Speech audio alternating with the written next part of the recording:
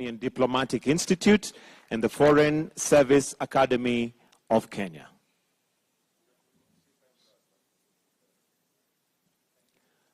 We will now proceed to have His Excellency Dr. William Samoei Ruto and His Excellency Klaus Iohannis to give a joint press statement. Welcome, Your Excellencies.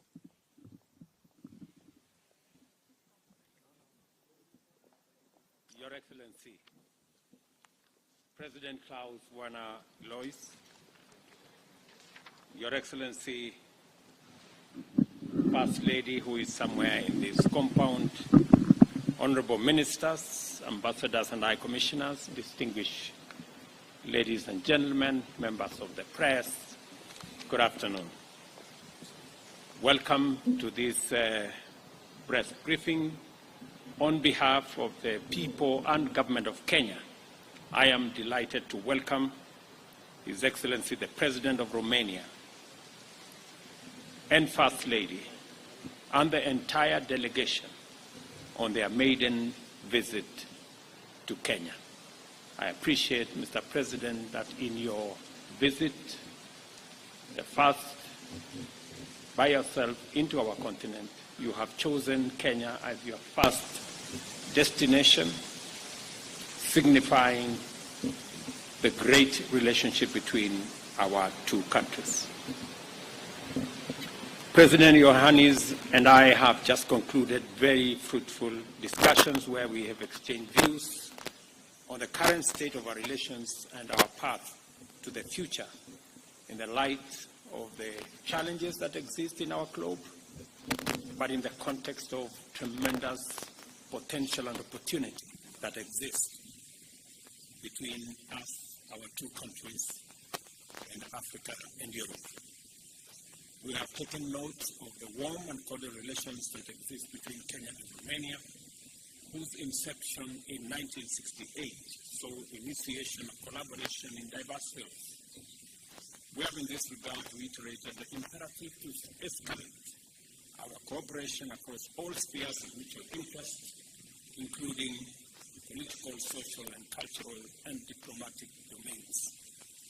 During our discussions, we have deliberated on a wide range of subjects across various areas of common interest: trade and investment, environment conservation and climate action, political and diplomatic dialogue, cooperation in ICT, agriculture, and of course, the people-to-people engagement, especially the discussions on peace and security, and the most important component we share of our belief in democracy. Accordingly, our discussion focused on strategies and interventions by which we can enhance trade and investment between our two countries.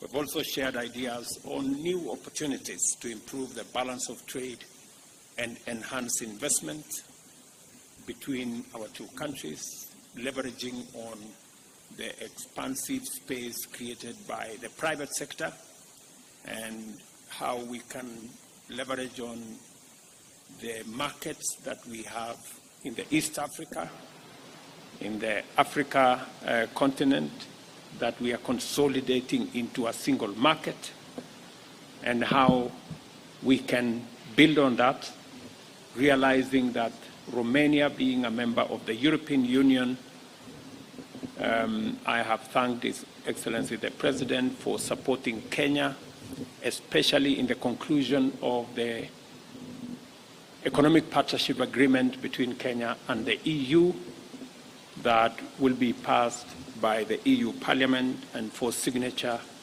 on the 17th of December, where the President of the EU Parliament is coming to Kenya to sign off that agreement that will expand the space for trade, investment, and business between Europe and Kenya, between Romania and Kenya, and between Europe and our East African community area.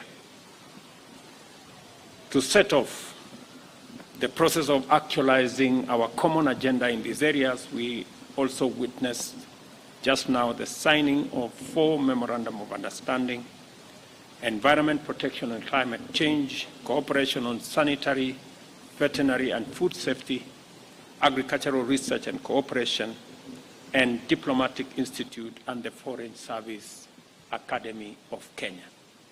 I am confident that the implementation of these MOUs will escalate the relations into an effective partnership in areas of focus and create conditions for Kenya and Romania to expand the scope of collaboration to cover even more sectors in the now and near future.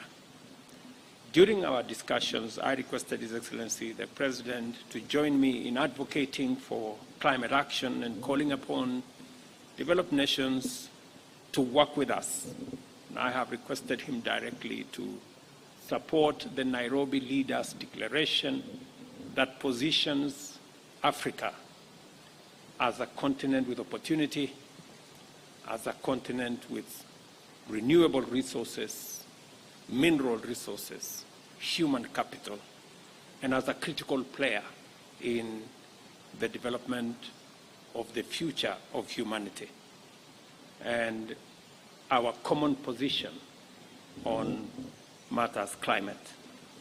We also have had an opportunity to discuss global peace and security and shared concerns on the continued conflicts and instability in our regions and other parts of the world. Consequently, we've agreed to play our rightful roles within the existing instruments in the community of nations to contribute to a more peaceful and secure world. I briefed the President on what we are doing in Somalia, in DRC, in Sudan, including the meetings I had yesterday, on how Kenya continues to play a pivotal role in anchoring the stability of our region, the peace in our region, and the huge sacrifices and commitments Kenya is making.